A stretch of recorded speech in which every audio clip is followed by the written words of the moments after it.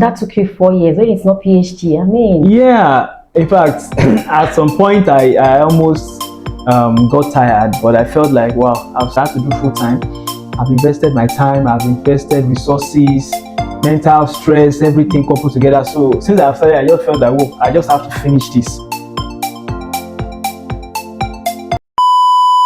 hello everyone, and welcome back to our channel. How today?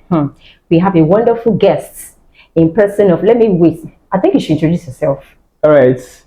Hello everyone. My name is Ibukun Emmanuel Akinpade. Okay. What university did you go to for your for postgraduate studies? Okay, that's University of Lagos, Akoka, Yaba, Lagos. Okay. What session did you start and when did you finish? I started 2017, 2018 session and I finished 2021, 2022 session. Wow, that's like how many years? That's like 4 sessions. Oh my God. What happened? Yeah, we were admitted 2017, 2018 session. That was towards the tail end of 2017, Okay. around November, December. So we didn't do much in 2017. So coursework started fully 2018 January. Oh, okay. That's when we started coursework. So the coursework ran from 2018 through to 2019. So by 2019, we're already done with our coursework and we're starting our project already. Then we entered 2020 and COVID-19 struck, so we had to lose a full calendar year for 2020. Lecturers were not attending to us. Coupled with ASU strike too. There was ASU strike, there was NASU strike, there were internal UNILAG strike. So the strike took almost, in fact, the strike took a full academic year. Wow. Almost, yes. So if I may ask, why exactly did you embark on the journey? Yeah, I had my my first degree in OEU, and that's Obafemi Awolowo University, and since that time, it's been my mind to further my education and gain more knowledge in my field of study. I studied building, and I believe that part of the ways to add to yourself and add value to yourself is to also go ahead in your academic career. So it's been in my mind. So after my service year in 2017, I felt, okay, I just need to go for my master's now because I need to improve on myself, gain more knowledge in my field of study. So that's why I went for postgraduate. And that took you 4 years when it's not PhD. I mean, yeah, in fact, at some point I almost got tired, but I felt like, wow, I've started already. I've invested my time because I had to do full time. I've invested my time, I've invested resources, mental stress, everything coupled together. So since I've started, I just felt like, whoa, I just have to finish this. wow. In fact, the project was dragging at the time. COVID-19 disrupted a lot of things. During strike, when I tried to call my supervisor, Prof, I want to come and see you. Said, no, we are not working, we're on strike. So I had to leave and I just started working and doing my own work along the line, hoping that by any time ASU strike, gets suspended, I can easily go back to school and meet my lecturer. Wow. So what were the life lessons you learned during the program, and how did you apply it after the program? Yeah, I learned resilience and doggedness during the program. I also learned that anything that you have started, you just have to make sure that you see it through to the end. No matter what challenge might come, no matter what issues might come. I had a lot of my colleagues that they didn't complete it up to this time because maybe lecturers were, the advisors were returning their project work, go and correct this, and maybe they felt tired, and along the line, some of them just drop off and they didn't bother to complete it. But for me, I felt like I was done with my coursework. I had very good grades. So this is just the last part of it, which I just have to push through. So they were just part of the things that just helped me. So and these lessons have also helped me in life, in that whatever you just lay your hands upon, regardless of the challenges that come from it, regardless of the obstacles, you just have to push through, regardless of it. Just find a way around it, no matter what. Wow. So during the program you had so many low points. Yes. But when was your lowest point, and how did you scale through it? Yeah, I think my lowest point was one course we had. it was so funny. I entered the exam or I opened the question. You know, I had to check the instruction again just to be sure that it was our. It was not a mistake. It was not a mix-up. Okay. I had to just open lecture note and the question paper. And I had to check again. Is it the same course? Is it not a mistake? But to the glory of God, eventually, although I think the first result I had a B. Okay. But a lot of people failed that course. I think there was appeal from even up to the HOD, and they had to review the marking scheme, and they had to, they had to do some internal stuff within the department to just upgrade, and eventually I had an A, because I was quite close to an A before the exam. Yeah. So how did you scale through that particular period in the exam, or how did you scale through it? Yeah, I just looked for the questions I was able to answer. At least I had to first calm down. At least for anybody, the first 15 minutes, I did not even do anything. I was just reading the question first. What course was that, if I may ask? It must be a very difficult course. I think it was quantitative analysis. Yes, it was quantitative analysis. Statistics, I guess. No, yeah, it has some bit of statistics, but not fully statistics. But it's basic calculations. Oh, yes, okay. so it has some bit of statistics too involved. Wow. But it was purely calculations. So the question was just somehow, and it just God just helped me. So I just made sure that I calmed down first. Okay. For first 15 minutes, I could not write anything, like anything. I was just reading the question over and over again, just to ensure that at least I understand the question first.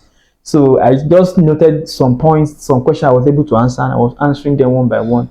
And I just left the rest. Wow. Hoping to see how the result will come out. And congrats, at least you got an A. Eventually I got an A. So God be the glory. Okay, now let's ask, when was the highest point during the journey? Let me say, the highest point for me was when my project was finally approved. Okay. Yes, because at that time, some new students had come in and we were still writing our project. So I had to leave Lagos to get back to Ibadan. So it was quite straight for me, because anytime I had to say my lecture, I had to travel from Ibadan to Lagos, either by road or by train. So those times were very, very stressful. So I was just praying that let me just finish this project, and my professor should just approve this work. And once I'm done, the day that he approved that, you are good to go, for me, it was my highest point. So how did you react? I was very happy. I was very happy, like, finally I'm done. Oh. I was very happy. Very happy. So let's also know, what advice will you give to the younger generations that want to go for this course? Do you think it's actually worth it to go for your postgraduate studies? Yes, it's worth it. Well, for me, I even forgot to mention the course I studied. I studied construction management. Oh, construction management. Construction management. So I would advise, if I'm considering the level we are in Nigeria now, or even in the world generally, first degree is no longer tenable anywhere. You just have to get ahead, go for your postgraduate studies, and aside the fact that it gives you leverage, it also improves your capacity to as a person, because you get to learn something new in your postgraduate studies. So I would advise any person that is coming out from first degree not to rest. And it's always good when you start almost immediately, especially after your service year. It's always good because at that time your brain is still fresh. You've had little or less challenges still coming up. But when you start, working, you're working already, you have a family, it's not quite easy combining that with studies. Okay, let me ask. You said it is better for the individual to start immediately. Yes. How did you scale through the financial challenges? Well, for me, mine was sponsored.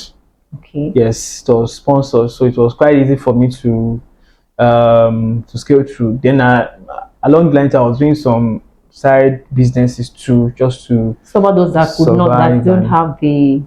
that cannot be sponsored, maybe they don't have parents or they cannot afford it. What would you advise them to do? No, when I did mine, I had people that were also under federal government sponsorship.